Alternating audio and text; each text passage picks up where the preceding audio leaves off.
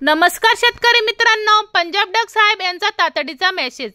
27 जुलै पर्यंत कोणत्या जिल्ह्यांना अतिवृष्टी होणार आहे याची संपूर्ण अपडेट आपण आज पाहणार आहोत। तत्पूर्वी मी मराठी या चॅनलवर नवीन असाल तर लाईक आणि सबस्क्राइब करायला विसरू नका।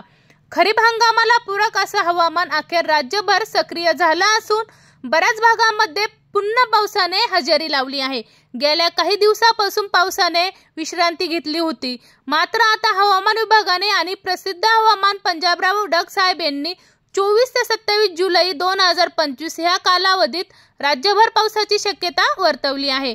या 4 दिवसांमध्ये काही भागांमध्ये मध्यम स्वरूपाचा तर काही जिल्ह्यांमध्ये जोरदार ते अतिवृष्टी होण्याची दाट शक्यता आहे। शेतकरी बांधवांसाठी ही माहिती अत्यंत उपयुक्त ठरणार आहे।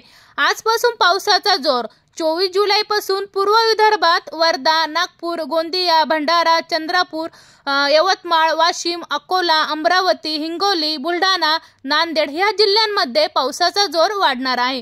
काही भागात मुसळधार पावसामुळे नद्या, ओढे वाहू शकतात, जमिनीत पाणी साचण्याची शक्यता आहे। पश्चिम विदर्भ आणि मराठवाडा, पश्चिम विदर्भातील बुलढाणा, अकोला, अमरावती, यवतमाळ, हिंगोली, वाशिम येथे दररोज वेगवेगळ्या भागात पाऊस होणार असून काही ठिकाणी अतिवृष्टीचा इशाराही देण्यात आलेला आहे। मराठवाड्यातील नांदेड जिल्ह्यात धर्माबाद, बिलोली, मुदखेड या भागात आता पावसाला सुरुवात होणार आहे।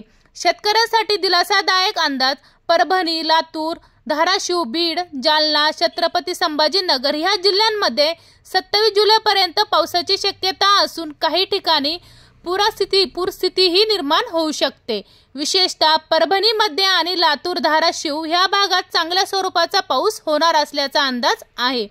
उघडपीप नंतर सूर्यदर्शन 28 जुलै नंतर राज्यभर पावसाचा जोर कमी होणार असून 29 जुलैपासून सूर्यदर्शन होईल असा अंदाज देखील डक साहेबांनी वर्तविला आहे। मात्र ऑगस्टच्या दुसऱ्या आठवड्यात पुन्हा एकदा पाऊस परतण्याची शक्यता असून त्यावेळीही राज्यभर चांगला पाऊस अपेक्षित आहे। वारंवार विचारले जाणारे प्रश्न कोणते? सध्या कोणत्या भागात पावसाची शक्यता आहे? विदर्भ, मराठवाडा, उत्तर महाराष्ट्र आणि पश्चिम महाराष्ट्रातील बहुतांश जिल्ह्यांमध्ये 24 ते 27 जुलै दरम्यान पावसाची शक्यता आहे। पुढील प्रश्न, पाऊस कोणत्या स्वरूपाचा असेल असाही प्रश्न विचारला जातो। कुठे मध्यम, कुठे जोरदार तर कुठे अतिवृष्टी होण्याचा इशारा हवामान अभ्यासकांनी दिला आहे।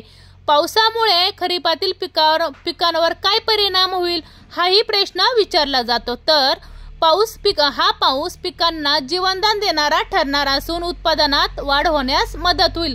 पुढील प्रश्न, पुढील पावसाचा कालावधी किती आहे?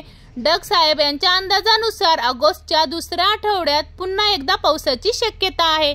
पावसाचा जोर कधी कमी होईल असाही प्रश्न विचारण्यात येतो। तर 28 जुलै नंतर राज्यात पावसाचा जोर ओसरेल आणि 29 जुलै नंतर बऱ्याच भागात सूर्यदर्शन होईल। अशाच नवनवीन अपडेट घेण्यासाठी मी